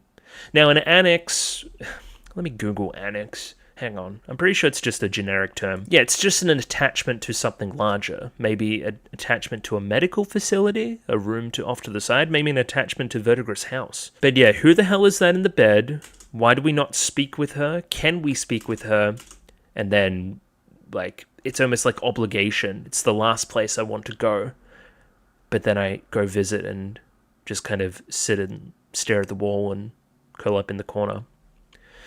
Now, theory time. Is that... who would that be? Is that Mum? Am I stupid? Maybe? No, that doesn't... Are you too old? How old is Mum? Is my question. What is happening? Where am I? Who am I? What's going on? I'm tying everything to Mum because it seems very important. Again, this show is very, very much about gender roles and the difference between men and women and so forth and that kind of thing. I want to see who your main female role model was and what presence she had in your life and what career that she led and so forth, right? I think that would be interesting. What was her presence in your life? If that is indeed Mum, that explains some things. We can imply some things, but I don't really know. It seems like it seems like visiting somebody in a hospital room out of obligation where you don't really want to go, but you kind of have to, right? That's what it seemed like to me. It reminded you of something. It reminded you of something bad. Very, very quick aside, seems like a very important scene that will be explored later on when we learn more about your origins. Either way, it's time to go back to the rear palace. We pick up Lihaku, who was clearly very happy with Pyrin, and Pyrin was very happy with his muscly arms, of course, as well.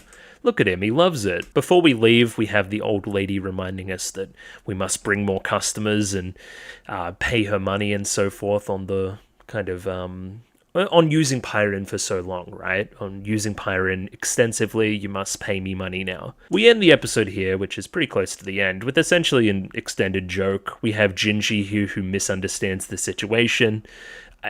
You who continue to almost, like, on purpose misinterpret the hairpins. Again, it implies a romantic connection. It implies the two of you went away on a 3-day-long date, right? Again, you pretend to not understand what this means, but you know what this means, and you use this to push Jinshi's buttons in the next scene as well. Gyokyo just yucking it up the entire time, which is pretty hilarious. And of course, Gaoshun just shaking his head the entire time. He's sick of everyone's bullshit. I love him. He's the best. Oh, I really like this line of dialogue from Mao Mao as well. She's like, he looks really upset. Am I overthinking things? Yep, let's say I'm overthinking things. Like, I don't want to think that he's really upset with me and what that implies, and tries to bury her head in the sand as she often does. I like that line. It's very, very good. Either way, I don't need to recount the joke at you. I think the joke's very good, and the dual misunderstanding by both of the characters here and this playing out and being quite funny. I think that's nice. I like that. Again, you must know what you're doing somewhat. It's like, okay, consolation prize. Saying that the hairpin itself from Lihaku was a consolation prize, implying that you lost to a consolation prize. You know what you're doing, I think. Again, cue the punchline of the joke. Like, I couldn't think of a repayment that you would want, Jinshi. That's why I didn't use you, right? It's like, what repayment? Yes, I granted him a night of blissful dreams. I wasn't the one giving him the blissful dreams, but you know, you don't need to know that, Jinshi. Causes the teacup to be dropped, of course, here in a second. I pleased him myself. There goes the teacup. Shattered my ego, my psyche, and so forth. And then, yeah, we go full chibi joke mode at the very end here. Ending the episode, of course, with Gyokyo just absolutely yucking it up. She fucking loves this shit. So yeah, almost inappropriately jokey end to the episode too, considering how, again, deep some of that stuff got. I saw more there. I'll give it a pass. I think it's a little bit better than I thought initially, but it still is kind of nothing. Again, once you separate yourself from like the Rear Palace, right? From everything else that's going on in most of the characters, it can't help but feel a little bit frivolous. It can't help but feel a little bit disconnected.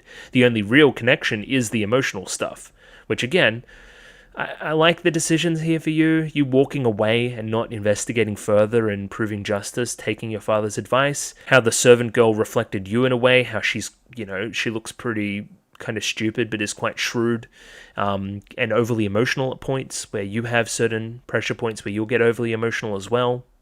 That's something there. Again, not my favorite episode in the world, but again, I probably think it's better than the next one, but maybe that one, again, will increase in value upon this rewatch as well. Let's get it up now. This episode is called Suicide or Murder, and shows off two different cases, both of which can be misconstrued as either suicide or murder depending on perspective, right? What is the real difference there between a suicide and a murder? A murder is a killing with intent, but a suicide is one taking their own life, them taking the intent to take their own life, right? But if somebody is causing somebody to want to have the intent to take their own life, is that not tantamount to murder? And again, we'll continue to look at that kind of vibe as we continue. In particular, here we have the character of Conan, right? Who lost his sense of taste through overindulgence in, you know, alcohol and stuff in the wake of his family dying, essentially, the rest of his family dying, so he's all alone. He's like this noble guy that used to be really like highfalutin and important and that kind of thing, right? His family dies, he gets on the drink, he loses his sense of taste to the point where everybody else loses respect for him, and then almost as a prank continues to salt his drinks to the point where he overindulges and overdoses on salt, essentially. Now again, did the circumstances of his life, the death of his family and him getting older and so forth, did that kill him, or was it literally murder on account of the people putting the salt in there, right? Or was it suicide? He was the one that was drinking the entire time. He had a choice there. Again, multi-layered question. And again, we'll explore it with the other case in this episode as well. This initial scene is just setting up the parameters for the case, essentially, right? He drinks a lot of booze. He seems like he's a bit of a drunkard, right? A line here, he changed a lot, so he didn't used to be like this. We also see the difference in the coloration of the uniforms here, denoting maybe superiority. Everybody else is laughing at him, they're jeering at him, but we have this guy in particular that continues to add the salt, right? Part of the joke. Let's see if he continues to drink these salty drinks. Now again, it looks like some kind of poison, but in reality it's an everyday object. It's something that you can get out of any storehouse. Again, overindulgence, overdosing, can be poison in its own case. Something in that, I think. In contrast to that opening scene, we have Jinshi and Gaoshun yucking it up. Jinshi's still recovering from learning all the information and so forth about what actually happened after the end of last episode. It's almost like Jinshi himself doesn't understand his feelings. You wouldn't feel that cut up about any normal pet, if you know what I mean, right? Any normal character that you would, you know, have fun with and so forth, right? Your next challenge. You wouldn't feel this kind of way normally. So what's the difference here, Jinshi? What are you actually feeling? And the fact that he can't see what he's actually feeling is the scary part. Like, usually Jinshi would try to complete all his work super early and go and see Mao Mao. Now he's, you know, sulking, essentially. He doesn't have that motivation anymore. If he can't see that now he's not motivated because of what happened with this situation, because Mao Mao is trolling him, you can't see the difference? How can you not see the difference? Again, I don't know what Jinshi's job is. He just kind of... He was like ratifying bills there. He's just like a government position. We implied something about his actual status earlier through you, but then why would he be a eunuch? Again, here we have origins of both Jinshi and Mao Mao that both need exploring in large detail. There's a lot missing there that I would like to know that would inform character. But again, once you tell us everything, we know everything, so... Also, maybe hold off on it. Now we have this guy running in, wanting Jinshi's attention, mainly because Conan's fucking dead. In particular, Konen Dono, which is a honorific that implies, like, he's very important. He's super important. We translate it here as Sir. Like, that's how important it is relative to this particular palace, relative to this particular kingdom. It gives us the view of this kind of noble knight, somebody full of respect, right? Then... why did we see him drinking so much? It puts a disconnect in our minds that we connect later on. I like Mao Mao here as well. Mao Mao is initially very dismissive, right? Everybody around me is sad, but, some higher up bit the dust. Why is everybody, losing their minds here? Again, Conan had a special connection specifically to Jinshi. Yeah, very, very callous here. I don't care. He was past the age of 50. He drank a lot. He was on the way out anyway. Can't feel any empathy for anybody else here. Maybe letting a darker portion of her personality come out in this particular monologue, I don't know. Either way, Jinshi turns to Mao Mao. Do you think the alcohol really killed him? Shit, now I have to do my job. Oh no. We further emphasize the point I was making earlier here. He overindulged in the drink. That's what killed him, right? It was essentially suicide. He could choose at any time to stop drinking, right? Think about what drove him to drink. And then not even including the salt factor on top of that. There's a grey area there, for sure. We give Mao Mao a glass to test the, alcohol that was at the party and so forth, right? She's like, oh, fuck, yeah, I get to drink alcohol. That's fucking awesome. But she'll see what's the difference with it now, too. I forgot to account for the sweet factor as well, which is, he could no longer taste upon... Oh, shit, this is pretty deep. I actually like this. So, his family died. He essentially became depressed. He turned to the drink. The drink numbed everything. It numbed even the good stuff. He used to love sweets. He used to love the sweet taste of anything, right? It numbed both the sweet and the salty, right? He couldn't see. He couldn't taste anymore. He couldn't feel anymore. He couldn't feel any more feelings. He couldn't differentiate between anything, right? It all became the same to him. Again, this line here from Mao Mao, upon drinking the drink, it's both sweet and salty. Isn't that weird? It's a weird taste combo. He couldn't taste any of that. He didn't have that feeling left in him. Again, reading into the food metaphor another layer as well. He used to love spicy food, but suddenly developed a sweet tooth one day, right? And again, Mao Mao here continuing to be dismissive, but the metaphor's essentially right. He used to be prickly in his earlier days, right? He used to be this really respectable, honorable military officer, right? He was spicy, for lack of a better term. Then, he fell in love. He became sweet. He gained the taste for sweeter things, right? But again, in the end, he lost all of it. And again, lost his life to the salt in the process. There's something there. There was another clue in there as well. He never used to like salty food. He didn't go for the salted meats or any of that kind of stuff. It wasn't really his bag. And again, Jinshi knows all this because he was personally close with the guy. But that begs the question, if he didn't like salty stuff in the past, then why is his drink... Why does it have so much salt in it? Now, the reveal of information here is pretty good. So we have Mao Mao who requested a specific report that we'll return to later, and now we have the remnants of the drinking glass that Conan himself was using, right? So it's got this kind of salty exterior on the outside. This thing had a fuck ton of salt in it, way too much. This is the pot in question. She puts her finger along it and then ingests part of it. It's like, is that safe? We thought it was poisoned. No, it's actually just salt, an overindulgence in an everyday common thing. Jinshi questions that if there was this amount of salt in the beverage, why didn't Conan taste it? Well, look at his lifestyle, look at what's said on this report here, right? Judging on what's written here, it seems like Master Conan lost his ability to taste salt. Conan himself seemed like a pretty uptight guy, pretty stoic guy, that kind of vibe, right? He lost his wife and child to an epidemic. Okay, very specific. So now, maybe I've got my timeline wrong. So many years ago, right, his family died, right? Then his only form of entertainment were drinking and sweets. So he turned to the sweets almost as trying to regain that remnant of what his life previously was like with his wife and child, right? Again, I'm headcanoning here quite a bit, but I can kind of see it, wanting to kind of live back those sweet memories again. There's an illness that can reduce taste. It's based on stress and unbalanced diet. If he's doing that kind of stuff, then, you know, he's going to ruin his taste and that kind of thing. Then, how did the salt end up in his drink then, right? Mama initially declines to answer. However, there was also salt in the drink I had yesterday, so this isn't a new thing.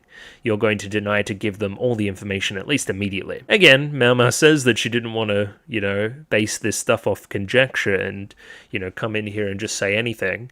And then she comes in here and just says anything, says that the co-workers probably didn't like him because he was too stoic and, you know, serious and stuff, right? He didn't jerk around, so let's fuck with him. Let's put salt in his drink. But he kept drinking without an issue. Everybody thought that it was going to be okay. They didn't have the knowledge of science that we do, that salt in such quantities can be poison. They didn't want to poison him, but they inadvertently did so.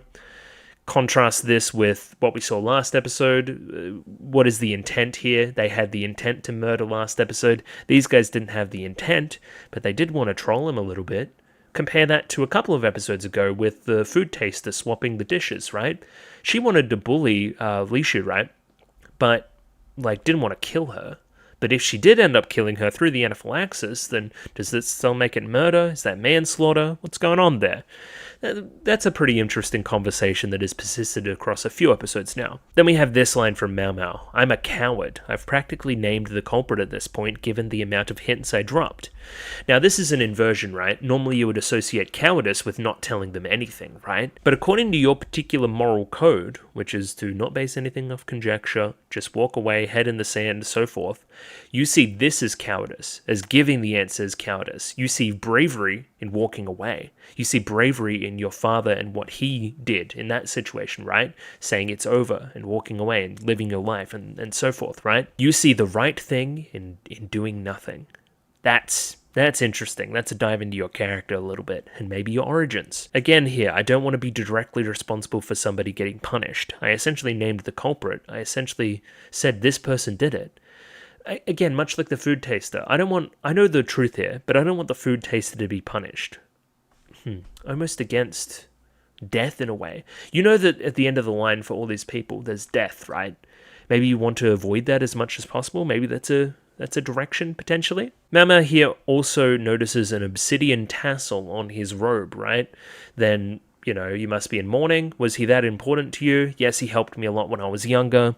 More Jinshi origin stuff, please. But hey, you just gave him a bunch of information, that being Jinshi, about the person that murdered, essentially, the guy that he respected. So he's going to pursue this now, like, quite a bit. He also has the world's longest eyelashes, but that's neither here nor there. So there's a little love heart up here too, if you don't mind. Mao Mao also thinks that stuff like this, stuff like Jinshi showing his other side, showing that he has people that he cares about and emotions and so forth, that he can be serious sometimes. That shows his youth, and it simultaneously shows that he's normal and maybe even attractive. That's something too. When Jinshi gets back into his troll mode, that's when you don't really like it very much, right? That you're like, okay, stop talking about the booze, stop talking about feeling grateful and so forth. Stop trying to garner my favor and just be a normal human, and I think you'll be a little bit more successful in what you're trying to do, Jinshi. Either way, we go full joke mode here, something, I'm going to pass a bill that makes the drinking age 20. Mao Mao is like 18, so it's not gonna work, I don't think. She's not gonna like that. And again, one of the few things that actually gets Mao Mao to dote after Jinshi a little bit. Weird scene here. Jinshi finishes the episode looking into the moonlight, having a glass of drink, sure, and then we cut straight to, like, the suicide. Well, the suicide. But, like, you hear the splash, someone's in the water, right? Specifically, we see here this character's fingers, how they're intact, they're not red, which implies that they must have became red later on, crawling at the wall, scratching at the wall, trying to get up. Now, you're in the water, right? You're in the drink, but you're also crying tears. You realize what's going on, I think, as this is happening. And again, the next day, we find the corpse. I really like the quack doctor. He's so pathetic. He's just like, okay, I don't want to deal with a corpse. It's like, you're literally a doctor. Like, what are we doing here? This guy sucks, but I think it's also kind of funny that he relies on Mao Mao so much as well. The way Mao Mao treats a corpse, it's almost like she's seen corpses before. Something which we should note, maybe? I don't know. From the dress of this particular character as well, we can assume that she's from the rear palace. That's why we brought in this doctor, even though he's very, very, very useless, as we can see. Here we see Mao Mao say that she has been ordered not to touch corpses, right? Now, who gave you this order? Why can't you touch corpses? It's actually an order given from, I think it's from her father. It's from somebody close to her. It's a personal order, right? Don't touch corpses because I know you and you may use corpses in your little stupid experiments and whatnot, right? Humans can become medicinal ingredients too. I may want to steal some human parts. Given your curiosity, you probably shouldn't give that a try. Probably a good rule of thumb. Don't use human stuff in your experiments, in your medicines. And again, I guess the rude response here is that Jinshi understands where the father's coming from. That sounds like something she would do. Again, like to any normal person, you shouldn't dig up corpses and use them as medicinal stuff. It's like, oh, that makes sense that somebody would need to give her that warning, that she wouldn't know that personally herself. Again, offending Mao Mao in the process. Pretty funny joke. And you know what makes jokes really funny? Explaining them. That's what always makes them really funny. Let's notice a few things about this character in particular. She's tall, hard wooden shoes, bandages on one foot. She's doing the foot thing.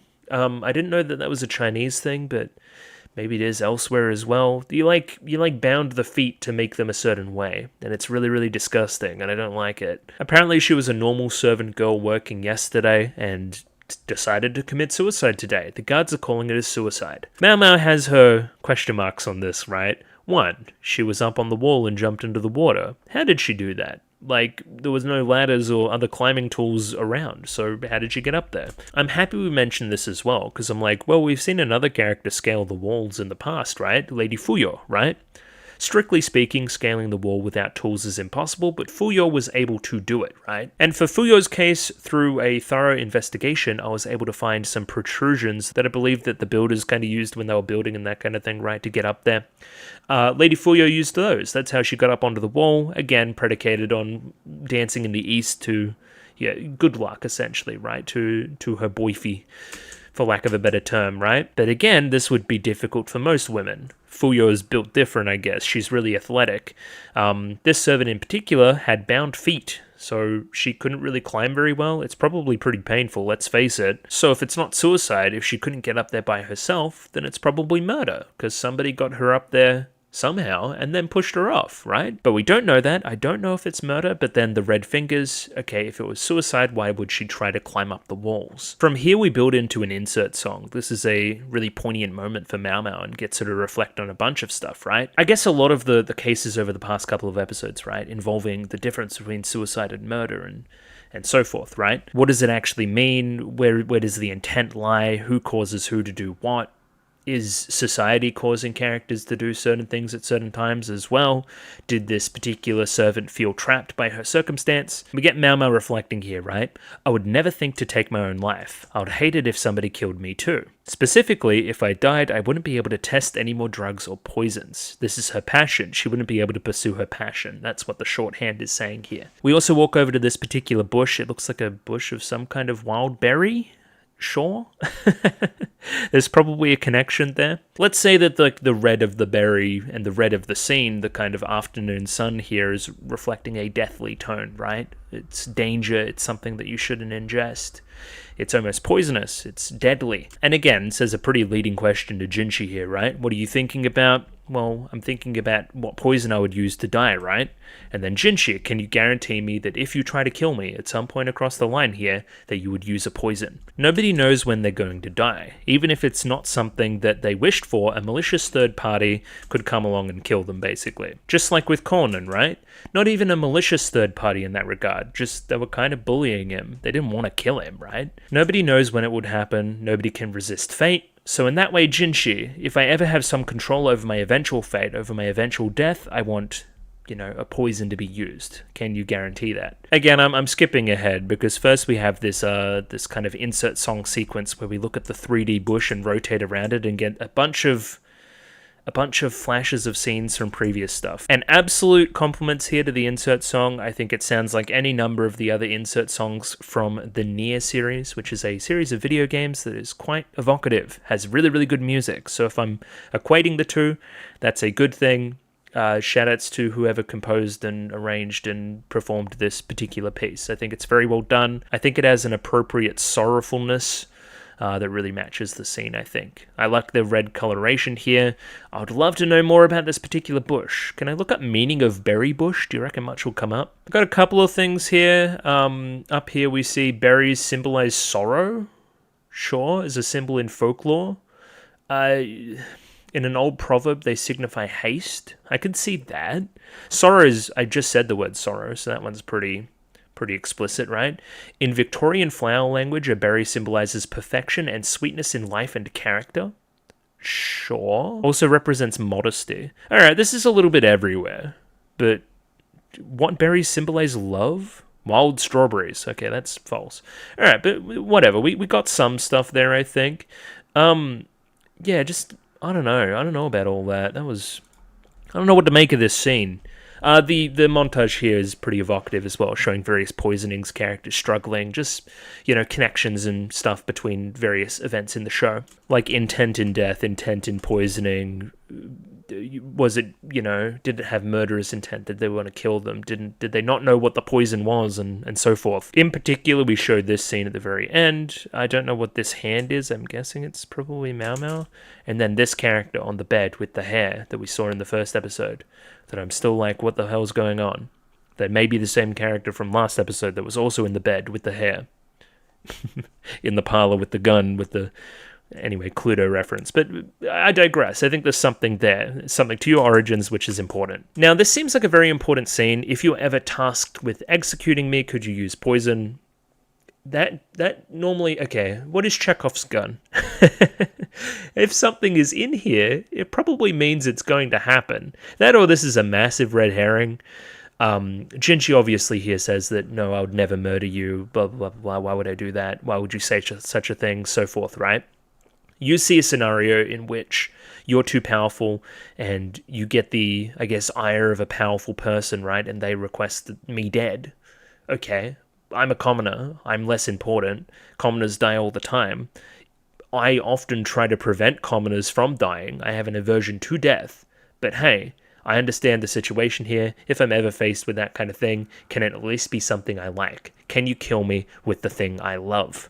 That's what we're getting at here. There's quite a bit there. I like that. That's really, really good. But again, Chekhov's gun. This is probably going to happen at some point. Who would be a powerful enough character that you would garner the ire of that they would want you dead?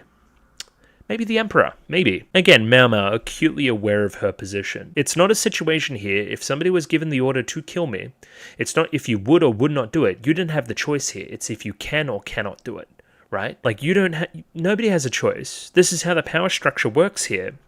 And again, I'm not important. If you don't do it, then somebody else will, I guess. Looks like in particular I struck a nerve here, that he didn't want to think about such a thing, but again, I did strike a nerve. It is pretty real. It's a real thing that you're thinking, right? And again, I've said it before, this kind of constant thing that you have now about saving certain characters, right? Not revealing information so people don't die. Again, just watching it. So common people don't die. So just one additional piece I wanted to add on to the end as well is that this discussion about class and stuff and Mau Mau's particular position as a commoner and, her not really having a choice in where her life goes. Again, you can attach that to lots of different parts of the narrative, right? She's come from the poorer, slummier areas, and then she finds herself in the rear palace, and there's a difference there. But along these different areas of class and social status, a lot of things are the same, as we've been exploring.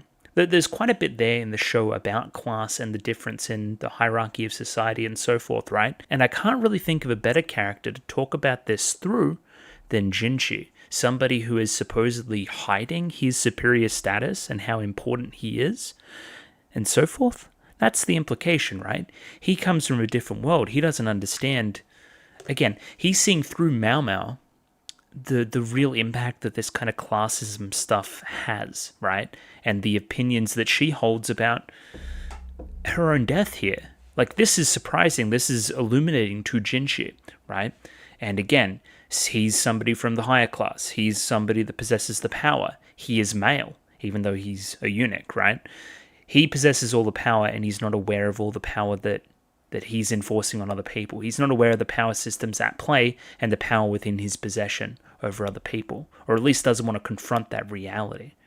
And again, That's all subtext. We don't really explore that fully yet, but as the show continues, I'm sure we will. These episodes are low-key smart. I'm thinking they're better and better through editing this, by the way. Later, I heard through rumors that the dead servant was at the garden party where the poisoning took place. The poisoning on me, right? Not on me, but it was full issue, but you know what I mean. They found a will with some relevant content in it, so the case was closed as suicide, even though, again, I'm pretty sure it wasn't suicide. That was another common character that was just taken, like, your life doesn't matter, I'm going to push you off this wall, and we're going to call it suicide, but in reality, she got murdered for something small, right? Maybe her failure to pick up something in that particular case. Again, it's left on purpose dissatisfying, right? It's meant to show the injustice of the system. As we like to do, we end the episode with a scene here that implies future stuff, right? It seems like 2 months later, down the line, from when we started to do this report on the person that had the burners on their arms and so forth, right? The person with the wooden tablets and that whole plot, and the person at the garden party that was doing the poisonings, right? We finally figured it all out, who it actually is, right? Now, Fon Ming is her name, spelt Feng Ming, but I don't know. It's this character, right? And if I still have the file, I want to put the spot here in the episode, right? Or at least the audio where I say that this character's evil. I don't know how I can show it without showing the thing, but I'm pretty sure that I said this character was evil, like off rip. I don't know how I did that, but I did, because I'm the GOAT, right? Yeah, you're fucking evil as fuck. I know this. I know this for a fact. There's no way you're not evil. It's your evil or you're evil. It's one of the two. Either way, she's the head lady in waiting under concubine Arduo. So that means two things. Either Arduo is evil and that she's coordinating all this stuff, right? Or the head lady in waiting's doing it by herself, which would open up another can of worms. We don't know intent there yet, right? Now, you say this name with like a little bit of hesitancy, right? It seems like you're unsure about all this, like there's some history there maybe. But again, we'll see next week, because we jump from there straight into the ED, and that's all we get. So upon reflection, the 2 episodes are quite good. They're just unconventional, I think. And that's like has its advantages and disadvantages, I guess. I enjoyed myself on the rewatch quite a bit. There was quite a bit there to see. It's just the structure didn't hit right in the moment. I can't imagine this is too many people's favorite episodes, at least not initially, right? I think the themes that we're getting at across both of them and the way we execute on that is quite good. But just takes a while to get there. Takes a while to think about all of it. The show itself is very fast. Again, these 2 episodes may be working better in that novel format, as I've alluded to, but there's quite a bit here. I like Mao Mao and her tendency to pull herself up on certain things and not reveal information in case somebody gets killed, something which may be explored later. The difference between intent in suicide and poisoning. I really like Conan's story about the sweetness and the saltiness and losing taste, and using that as an alternate method to poison people and kill them as well. And yeah, the implications of the very last part are more for future stuff with Mao Mao, right? Would you kill me if you were tasked to? Please use poison. I know you don't have a choice in this. I don't have a choice in this, right? But just use the thing I like when you do so, please. So yeah, that's it for this week. Patreon if you want to watch the next one right away. Other than that, I'm going to skedaddle. Thanks for watching, basically. Thanks for watching. I'll catch you next time. Goodbye. Bye-bye.